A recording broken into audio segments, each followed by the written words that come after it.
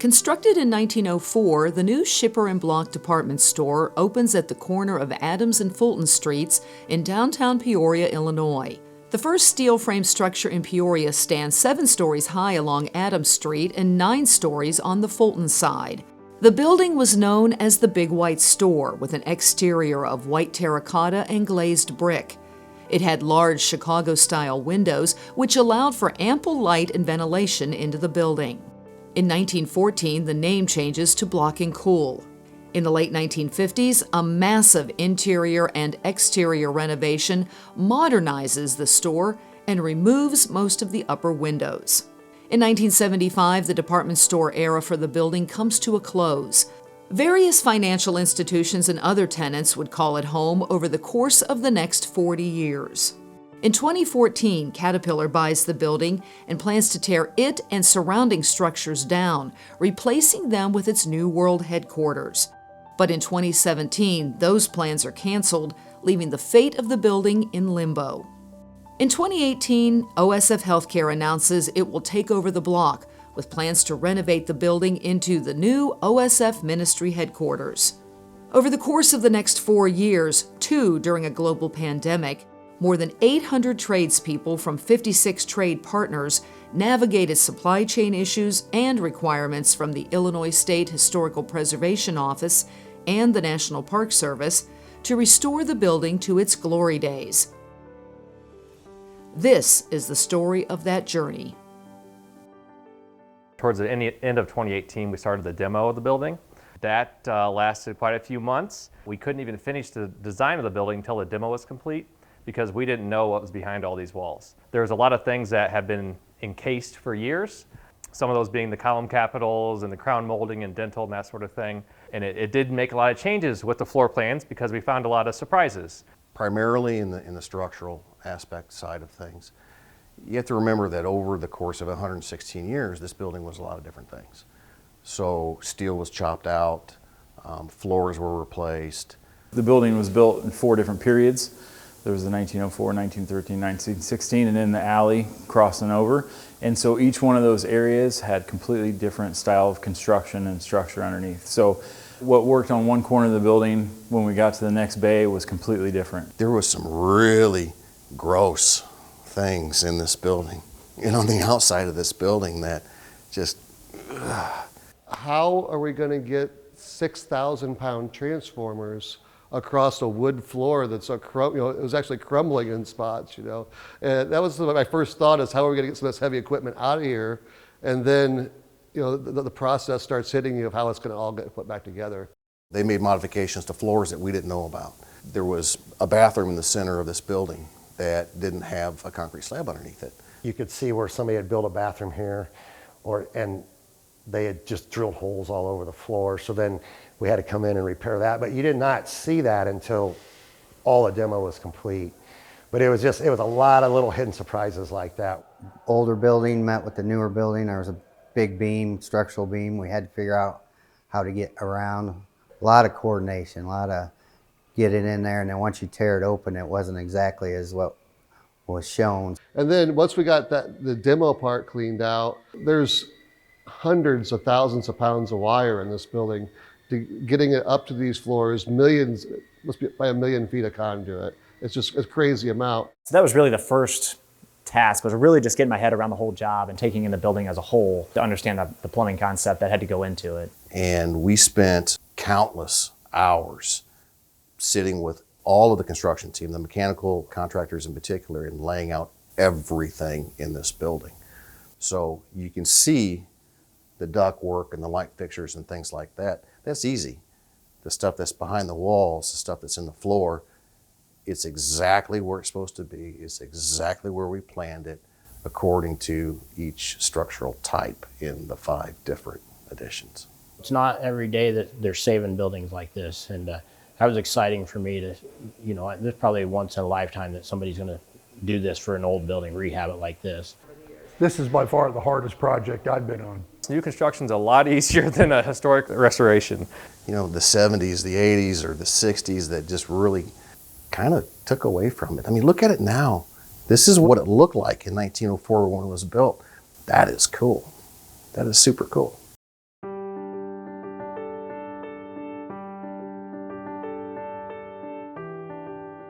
It is really amazing of how this project still was able to complete on schedule with what we had to deal with. The minute a contract was inked, it was order the material, order it, get it coming. We had no idea that we were going to be seeing a supply chain problem or COVID or any of that. Working with materials that we hadn't worked with before, very long lead time. Terracotta takes almost up to a year to get. So we had to try and get our pieces pulled and order made and sent off to be duplicated. And there's only 2 places in the United States that makes terracotta. But I had to do that while we're still under deconstruction to get the pieces here in time to finish. I've been here through the demo phase, so I saw the building when it was probably at its rawest. I was running a buck hoist, which is a construction elevator attached to the outside of the building, and it moves material and the workers to whatever area they need to go to. Very demanding here when you're getting calls everywhere. I mean, sometimes 10 calls in a row, honestly. Just being able to handle everyone's needs was probably the biggest challenge. Saving all the columns and that meant you couldn't run conduit across the building east to west. You could only run it north and south. So everything had to go in above the ceilings, and you could never cross those column lines, which are every 20 foot. So it made it extra challenging to figure the routes of how to get this stuff here.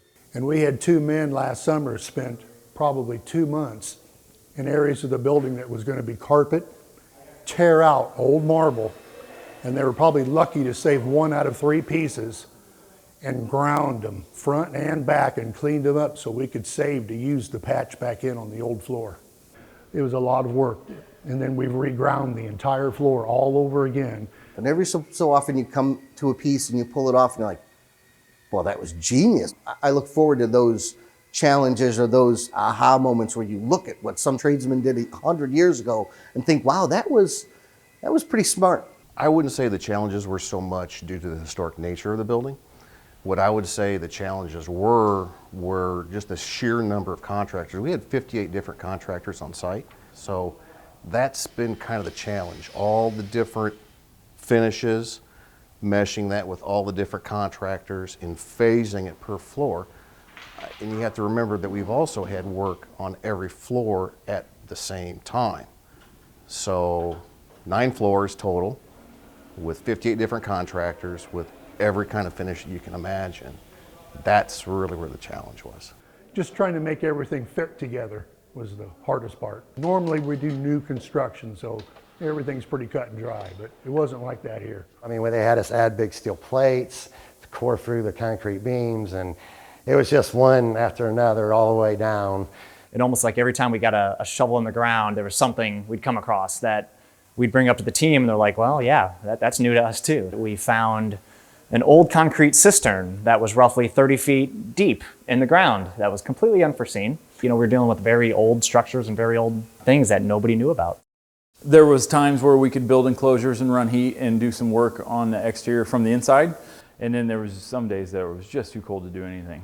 We understand there's a big picture, but we're responsible to get it done on time, under budget. And when you throw something at us that wasn't planned on or even anticipated 4 months before we're supposed to finish, Anytime we had to drill a hole through a floor, you never know what you're getting into because it's an existing floor, existing slab.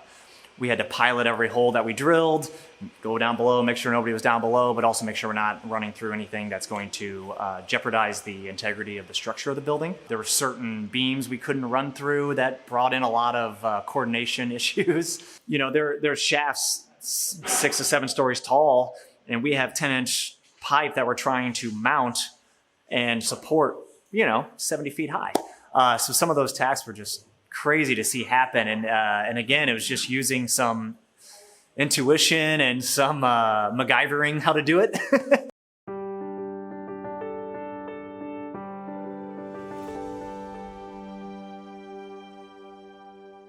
Yeah, the windows became probably one of the biggest challenge points. It was also one of our critical path items. They had to replicate the style of the 50s, but we had to use modern technology. There's over 250 windows in the building. Just a little bit over half are the smaller ones like the one behind me, and then the rest are the Chicago style, which are just absolutely huge. Once we started everything coming off, we're like, holy smokes, how is anybody gonna measure the windows, get the right sizes and all that? Come to find out, there's a lot of different sizes of windows. There weren't too many that were alike. The windows, when they were tearing them out, there was nothing to screw a window to. That's one of the first things we did, was block in the windows. We had to come in, we found where the good structural steel was. It was not always in the same place. We had to work with Autobahn, figuring out where was their brick going to be, their new brick. And then we welded in large steel angles that went from floor to ceiling on every window. I think they weighed around 400 pounds a piece. The aluminum framing around the outside of the window is pre-attached to the glass, which is not how we normally like to do things because they're always heavy. And it's just trying to get enough guys on one window to install it. So that's a challenge in itself. Because the windows are a specialty thing, and with all the review time and everything else, we knew we were going to get them late. So all that drywall on the side of that window, on the side of this window, was hung before the window was set. It's backwards. On most of the openings, they had a plan of where our window was supposed to stop. So they ran the drywall up to where the window was supposed to stop. There was a lot of instances where that's not where our window ended up for various reasons. We had to line up with things on the exterior. And then sometimes you have to meet in the middle with still making it look correct on the outside. I wonder how they did it in the early 1900s. You look at old pictures and new pictures, it's uncanny how similar they are. Which obviously that's what they wanted to do, but it's just like, wow, everybody came together and made it happen.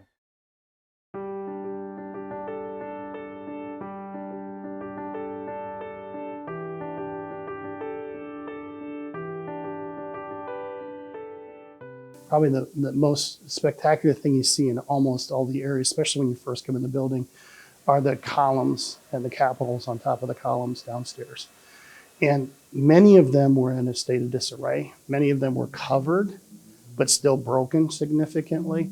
And we knew we had to bring them back to life. If you walk into that first floor main lobby and look across at all those huge, beautiful, big capitals, it's hard to believe what that looked like 4 years ago. We took molds of the originals. In some cases, we were able to remove an original that was already falling down, brought it back to our workshop, pointed it in, made it look like it should, and then made a mold of that. And then just started the process of producing hundreds of capitals. When you cast an ornamental plaster piece, they all need room, they all need space, they all need airflow through them so they can dry and cure properly. Capitals on different floors are different configurations. There are some capitals that are different within one floor. Not every column in this building is the same diameter, even on the same floor. Those capitals can vary anywhere from 1/2 inch to 1 inch on a floor. That's where we have fantastic artisans and great plasters, great historic renovators. They can make that look seamless and like it was always there.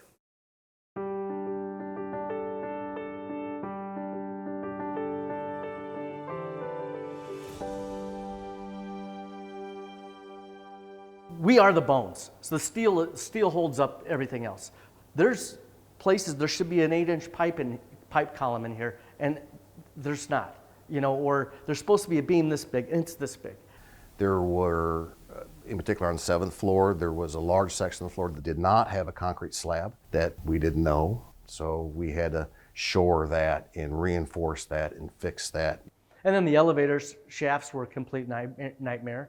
Did they just run out of that material that day? And they're like, well, we'll just use bigger stuff. Over the years, all the modifications they did at the building, things were not structurally sound. We had to fix a lot of things. In the project was to rebuild the staircase and recreate the railing. So the same railing will match all the way down. So from the basement level up, it all looks the same. We manufactured new ovals. We made, these were made molds and cast new decorative pieces, newel posts to match the old newel posts. That way it looks the same all the way down. There was an escalator in the center of the building. Now it's a monumental stair. All that steel around that had to be fixed. Believe it or not, that staircase is like 18,000 pounds. So we had to bring it in from the front door, and they cabled it across the building and then cabled it into position. It was going to be a challenge, especially the size of and the weight of the stair going in such an old building. It's a single stair going from the 6th floor all the way down. So we have to work from the top down. So everything had to be brought in from the ground floor and then hoisted to the 6th floor. That's where the center stair starts.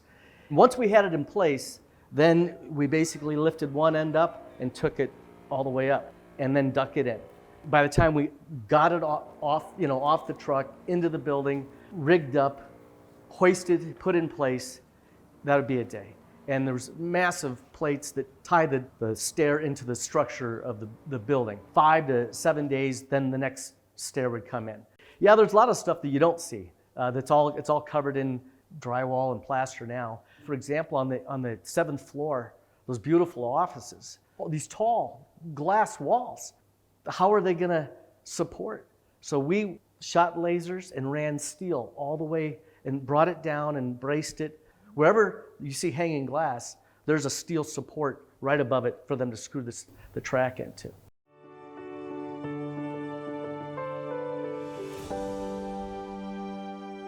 So there's 2-3 foot thick walls here that we'd have to core through those walls to try and hide all the conduit work. There's millions of feet of data cable in this building. There's a lot of different skills required.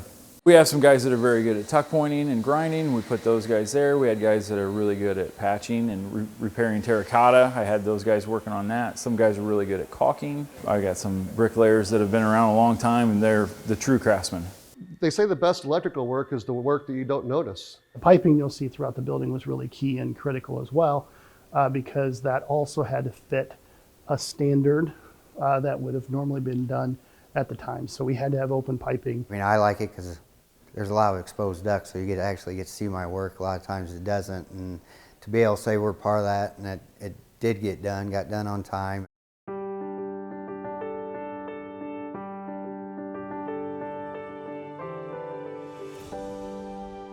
Core drilling through the floors from all the way down with all the data equipment and stuff. I had a guy that drilled over 300 holes between the floors here, and he did it for months upon months, and I think he hates me for it. This is all state-of-the-art lighting, green energy. I mean, we have all that installed here, which, I don't know if this building even had lights when it was first built. If it did, it was very, very crude. There's over 50 different kinds of light fixtures in this building.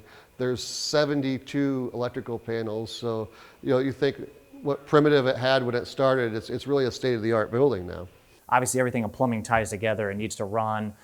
Everything's got a gravity flow, and that wasn't always capable of doing due to whether it was a historical restraint that we had to avoid a beam that we couldn't go through or something like that. So that was a big part of it, is just really taking in all the aspects of this building, all the different levels and different parts, putting it all into one workable project and getting one program that flowed together. Our biggest challenge there was just trying to have a brand new system work in an extremely old building where you're keeping the historical integrity of the building while putting in brand new shiny piping and insulation and all these things, and we're making those two work together. I give the tremendous kudos to all the trades that have continued to work with us on the project, because we tried to do something with this building and working with the trades that probably hasn't been done in a lot of buildings. And that was, we asked them to make sure that we stayed ahead of each other and to work with each other differently. So there was a progression, a logical progression after demolition was done.